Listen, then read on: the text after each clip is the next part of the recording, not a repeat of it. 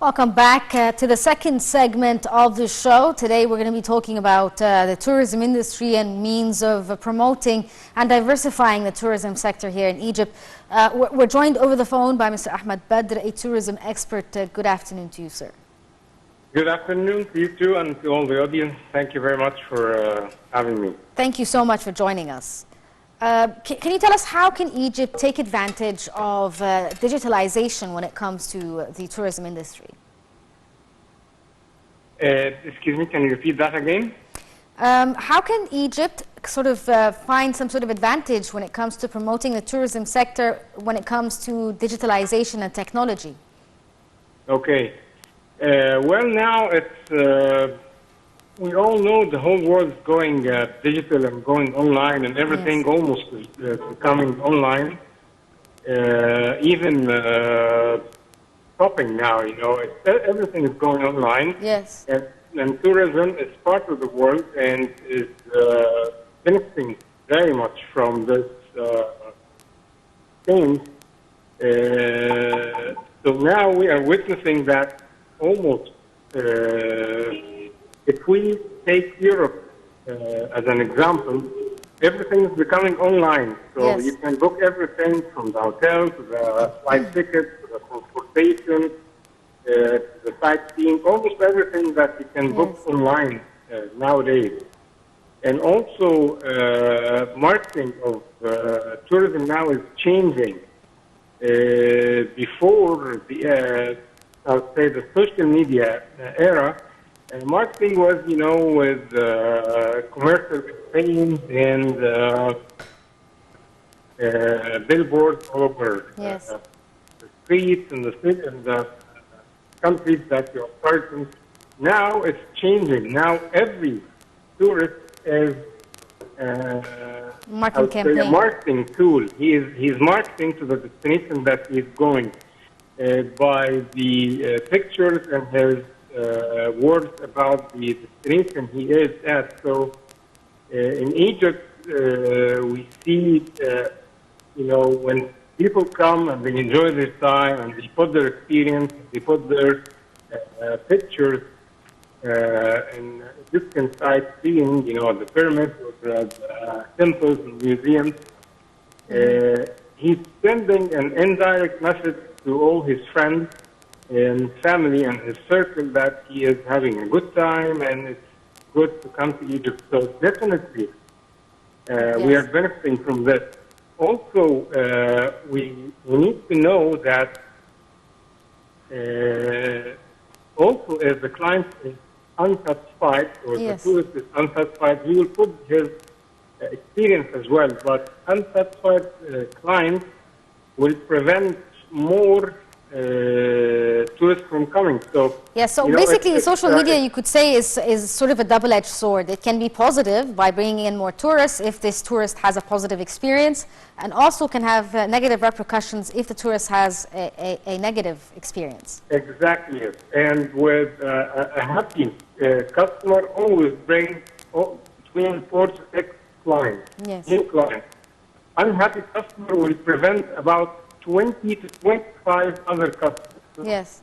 Definitely we need to be aware of that and benefit from this indirect marketing. And also it's a free marketing. We don't pay anything in it. Now it's becoming the most important marketing tool,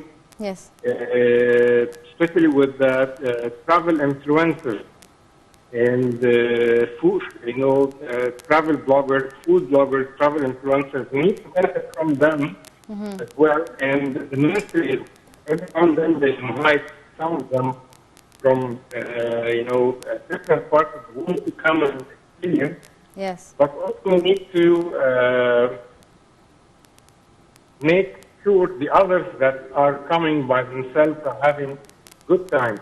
Not just them, but everybody coming to Egypt.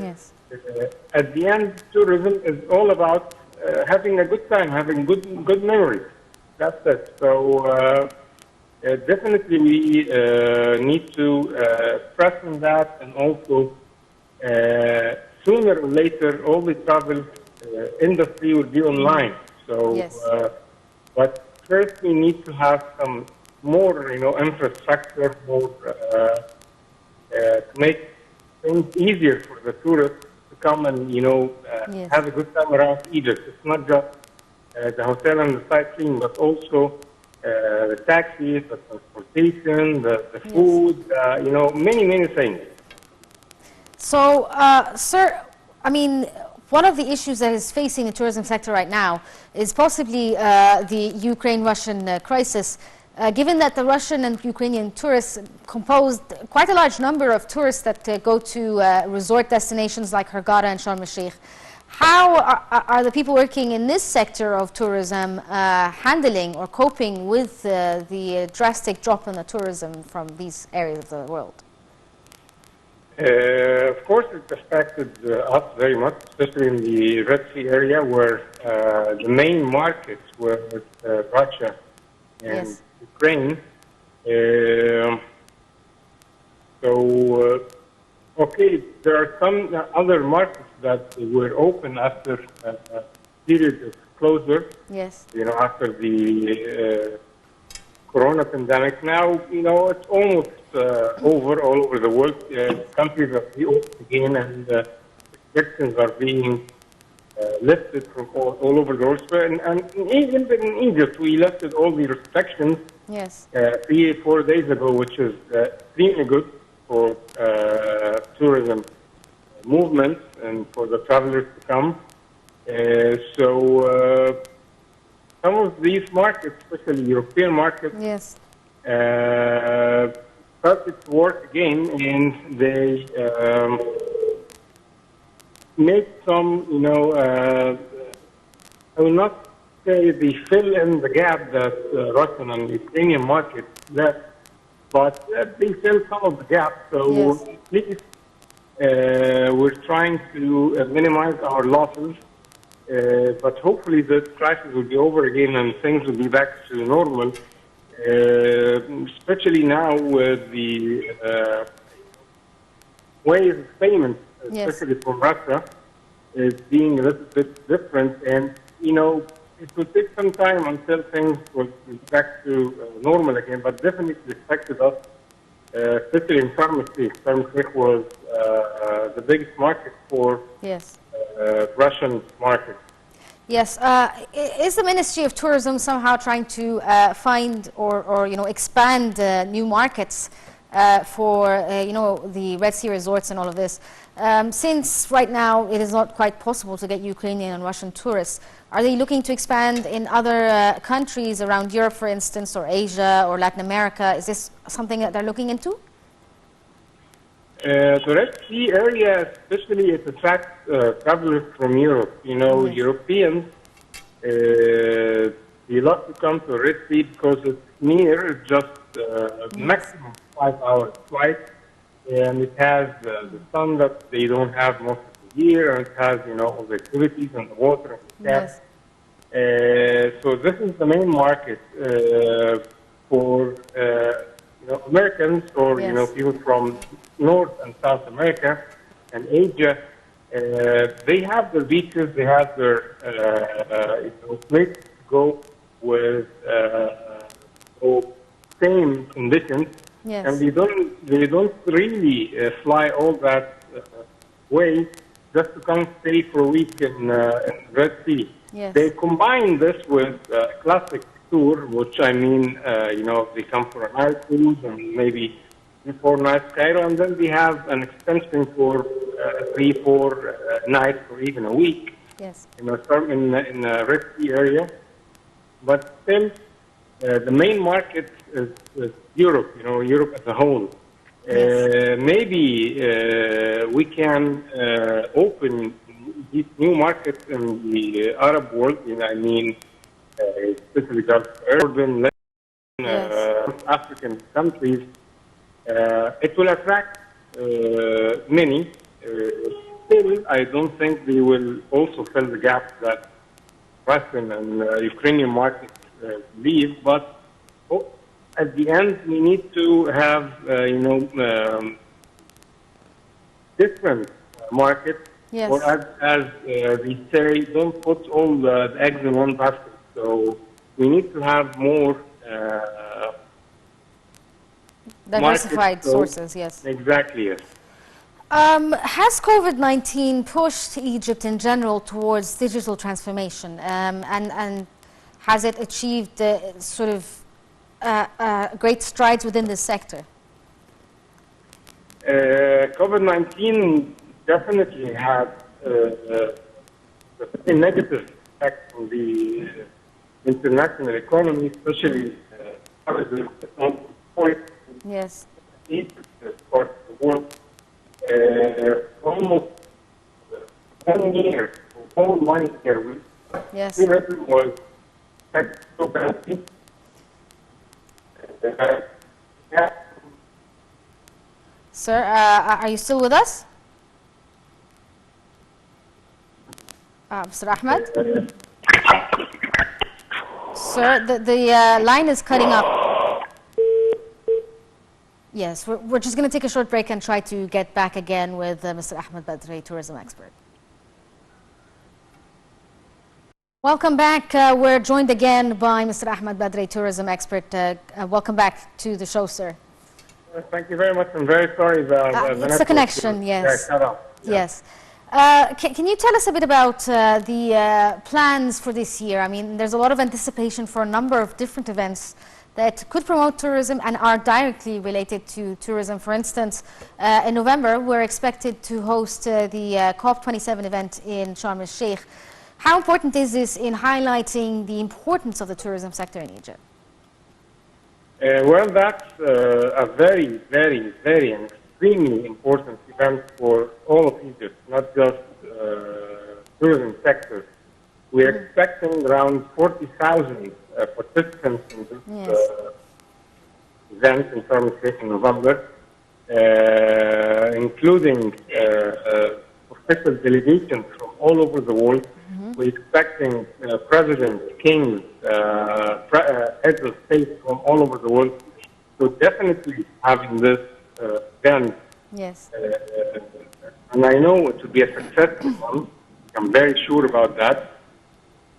That will be all over the news, all over the world. Yes. The COP27 conference in Egypt, to be in Egypt.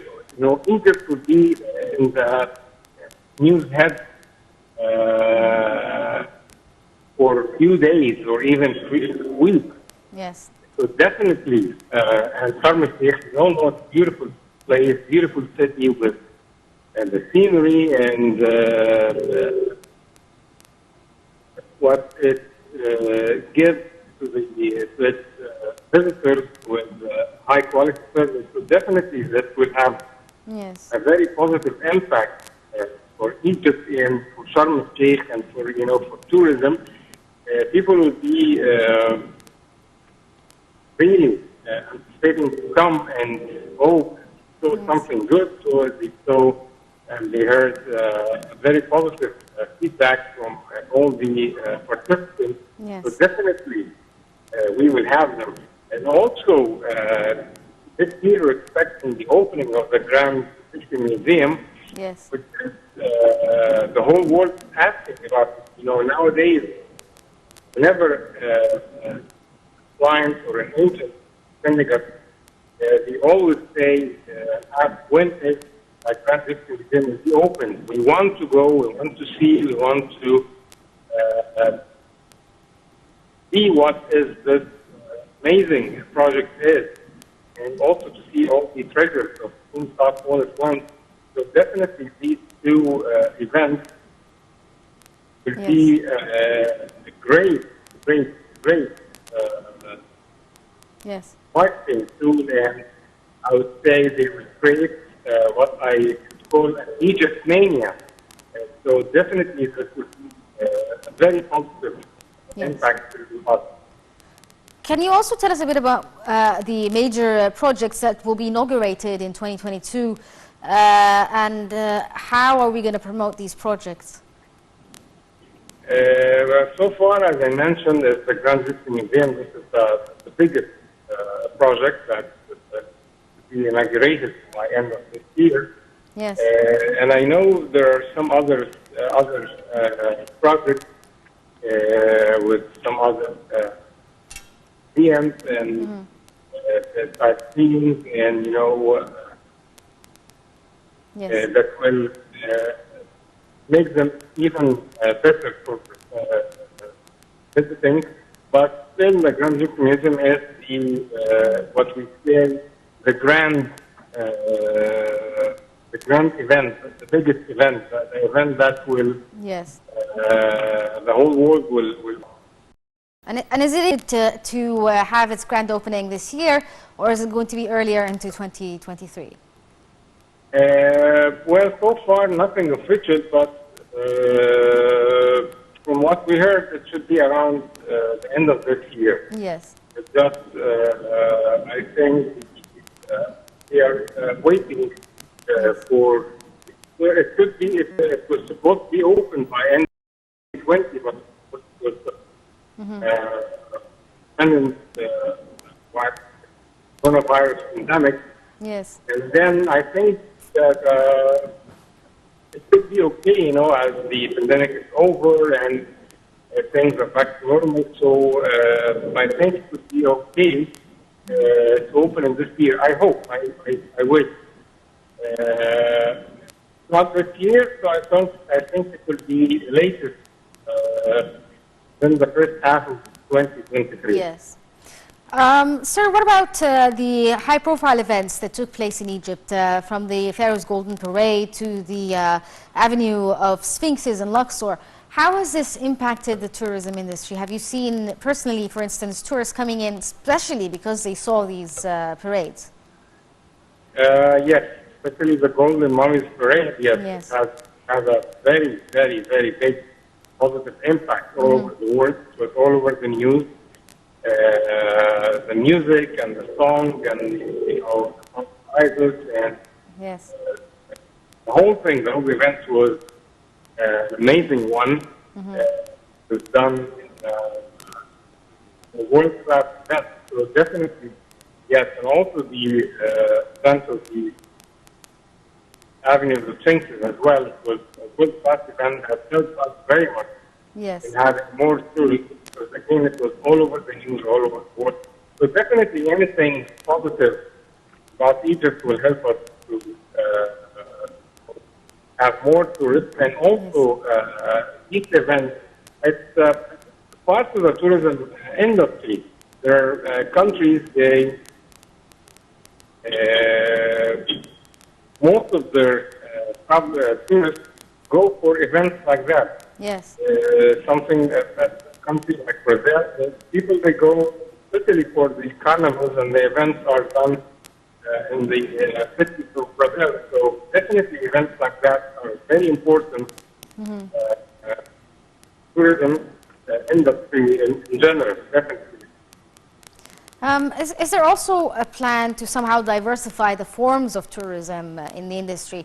For instance, trying to promote, health tourism, or promoting religious tourism, or stuff like this, or eco-friendly tourism? Is this something that the ministry is actually trying to work on promoting more?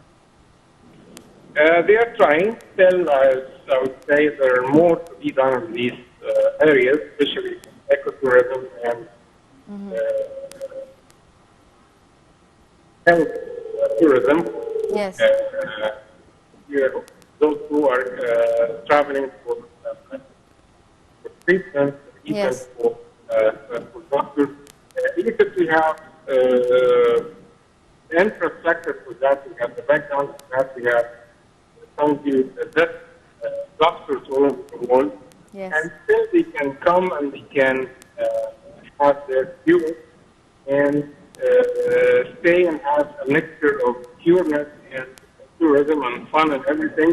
Yes. And at the end, they will pay less than what they pay in their country just to cure their illness. So we again need to stress on these kinds of tourism. Definitely, we have much more outcome from them that we are having right now. Yes, but what about religious tourism? I mean, I know now that they're working on the Path of the Holy Family, and they've actually inaugurated several parts of it. And the Vatican itself has, given a seal of approval for this. Do you think this is going to increase the number of religious tourists in Egypt in the near future? Well, yes. The Path of the Holy Family, we are working on this. As well as huge project because it happens almost taking all of Egypt from the north, from Greece and Sinai, crossing Sinai and to mainland and all the way down to Ahmed and Kenya. Yes. There are very, very, very nice and very interesting places all over this path. Still, we are working on it to be open part of the path already, and we start to see some tourists coming for this. Definitely, it will. We will have positive outcome for it. It just needs some time and it needs marketing and proper selling tools for it. Yes. Well, sir, unfortunately, we're out of time for this episode of Cairo Local Times. So, Mr. Ahmed Badr, a tourism expert, thank you so much for joining us and enlightening us more about the improvements in the tourism sector. But this brings us to the end of this edition of Cairo Local Time. And stay tuned for more on Nile TV.